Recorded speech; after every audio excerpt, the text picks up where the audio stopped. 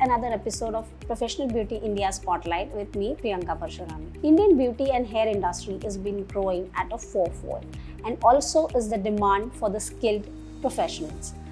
Along with that, now India is also experiencing an exponential growth in the education with various courses, be it short-term courses or diploma courses offered by various renowned academies, along with degree courses offered by great universities like Symbiosis Open Skill University, Pune, and now the latest one being the BA, the degree course from the Delhi Skills and Entrepreneur University.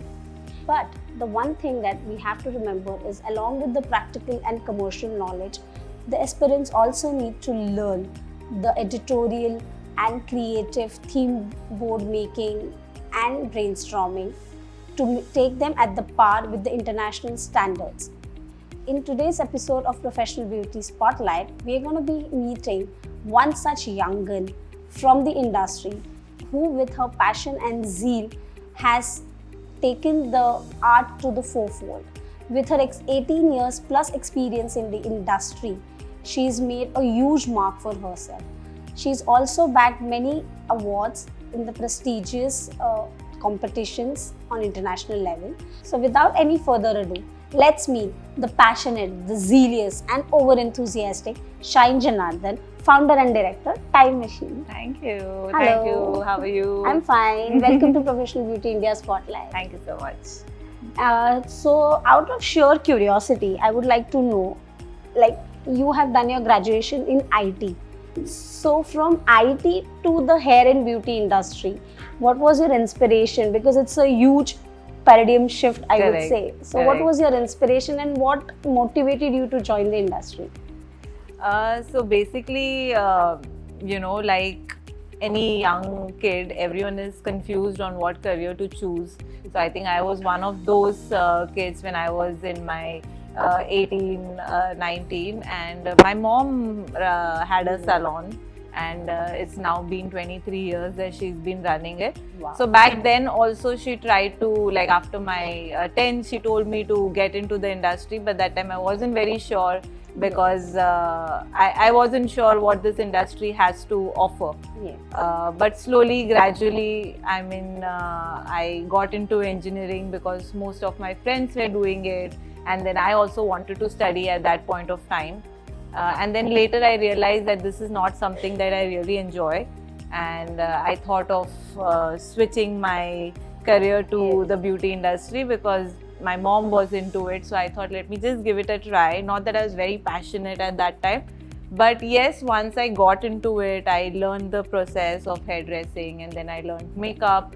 I really enjoy it, and it is my passion now.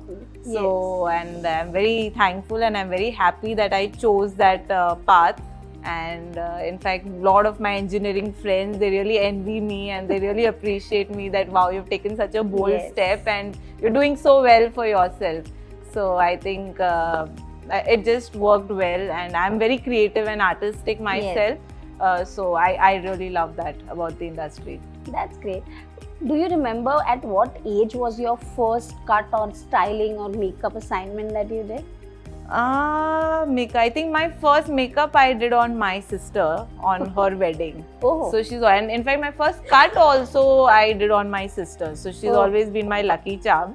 That's so nice. So for my first bride was my sister.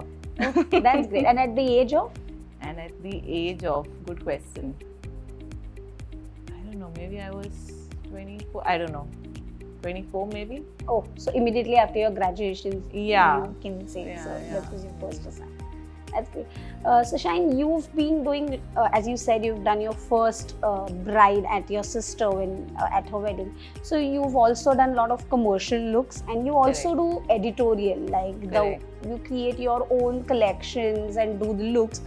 So what is the difference between a commercial and an editorial look, like the distinguishing factors when an artist works on?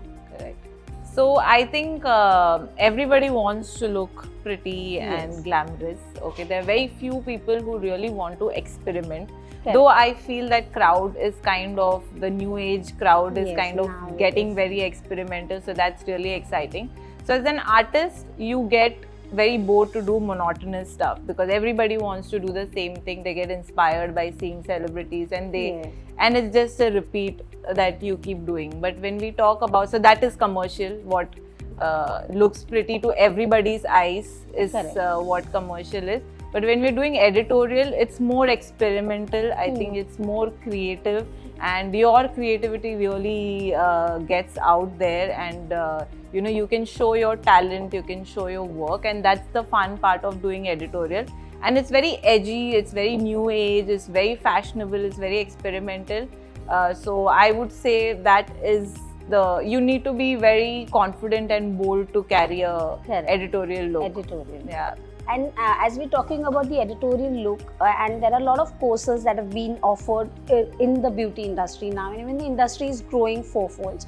So do you think this particular editorial look, like creating the theme boards or doing the brainstorming, should be part of the beauty courses Education. now in India? Absolutely. I think very, very important. I think that's something I also tell my students, that, you know, think of something new, think of something creative, come up with your own styles, because what we teach is obviously the ABCD of hairdressing. It's like how to cut, how to hold scissors and all of that. That's basic. You should know that. But once you've learned that, it's up to you on what you want to do. Like once you learn an art like pottery, there is a basic, like this is the way, this is the consistency that you're supposed to do, this is the way you're supposed to hold to give it a shape. But after you learn that, it's up to you on how creative you can get, and everyone has their own set of artistry.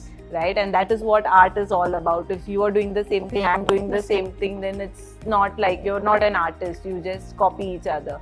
Right? But I think everyone has that creativity in them, and they should open up and experiment. So when you talk about mood boards and you know, getting inspiration from you know, nature or anything, that's very important. So even in our course, end of the course, we have a photo shoot where the students are supposed to create their own look and create a mood board, and we do a proper photo shoot of their model. That's great. That's really nice. So you slowly inspiring them to think the creative. Absolutely. That's very important, I feel. Yeah.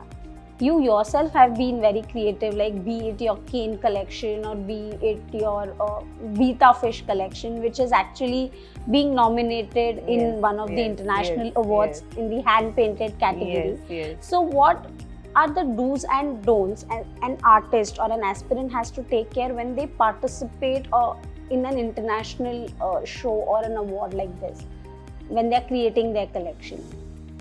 I think few things, like I always say, that don't copy anything. Take references, take inspiration, but create a mood board around it and create something unique and something new. I don't think Indian artists need to copy international artists. We have our own creativity, we have our own minds, we have beautiful culture around us, we have so many artistic things around us, like let it be Rajasthan or let it be South Indian temple, like you can see the art. So it is within us, and we can create our own art through you know, hair as well.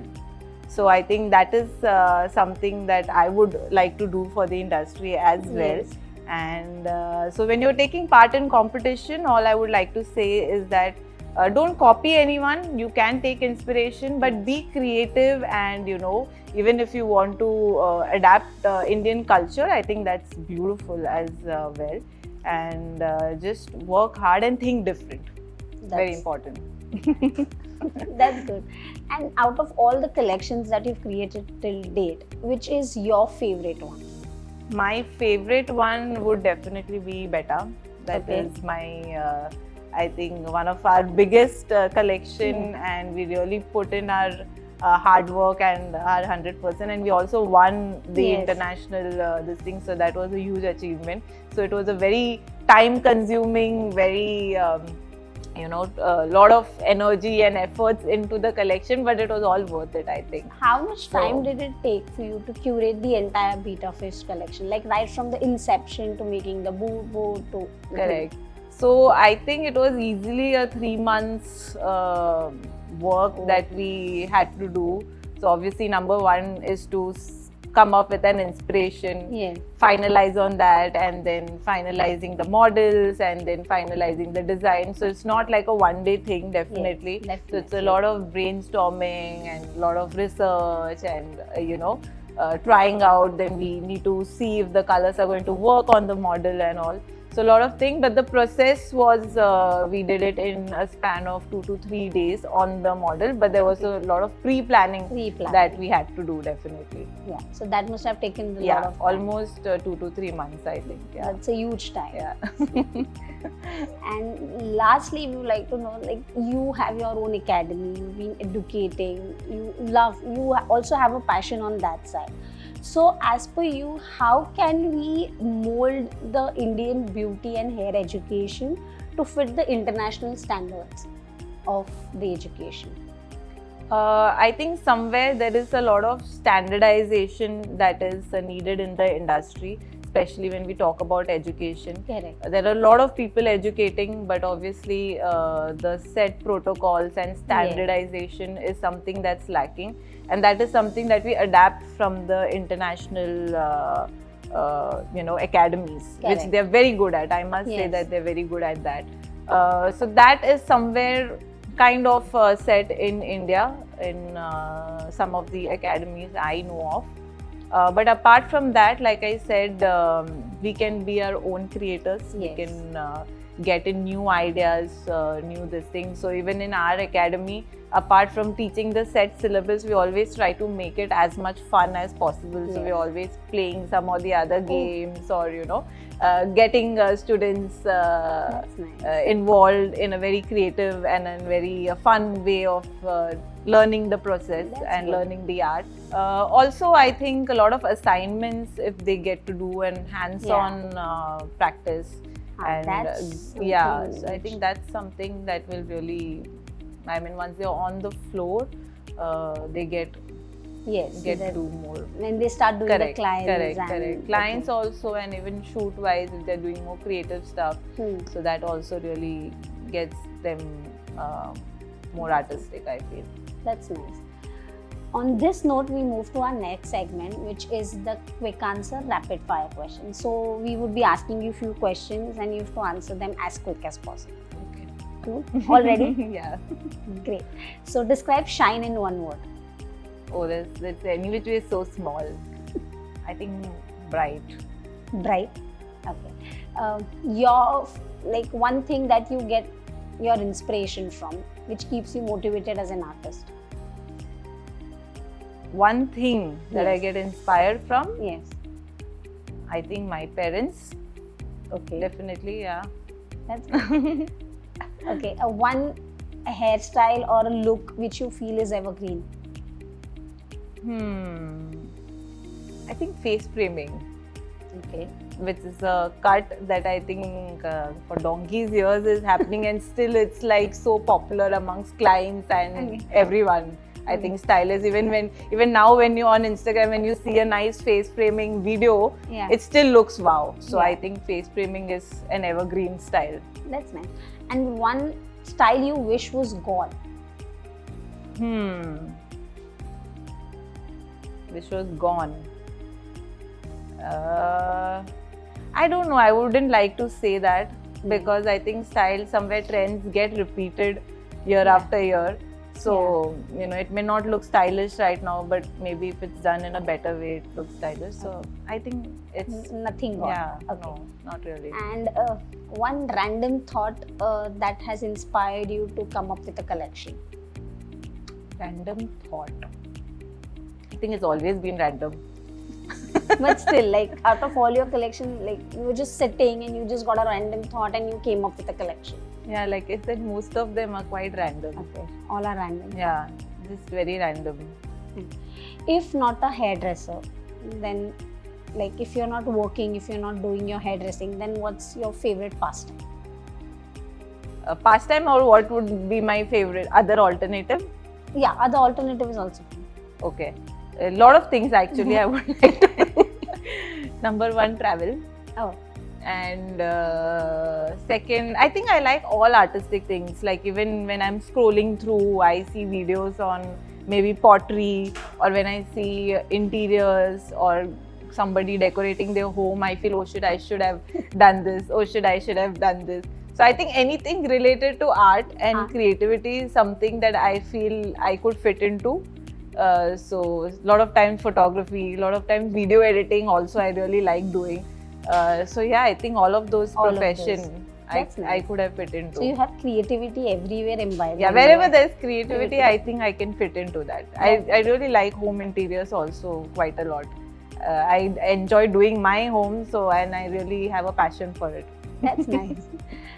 Shine a hairdresser or shine an educator? I think both. Both. Yeah. But still, if you have to choose one. Of late, I've been doing a lot of education. Which I'm enjoying. But frankly, yeah, both. Both. I do like doing my clients also. Okay. Yeah. Last question. One weird myth that you have come across while doing a client. Like one myth that the client has, which is very weird for you, which you've come across when you're working on a client. That maybe color damages the hair. Conditioner leads to hair fall. And quite a lot of them actually. Like I did a haircut from somebody and it stopped growing. I did a haircut from somebody and it is stopped. I've started getting more hair fall. I did a spa treatment. I've started getting more hair fall. So I think these are all weird myths. All weird myths. Yeah. Great. Thank you so much for joining us on Professional Beauty India Spotlight. It was really enlightening talking to you. A lot of insights that we got from you, and I'm sure it's gonna help our audience a lot. On this note, we take a leave from you from this episode of Professional Beauty India Spotlight. In our next episode, we will be back with more prominent and integrating issues of the beauty and hair industry. Till then, stay tuned. Bye.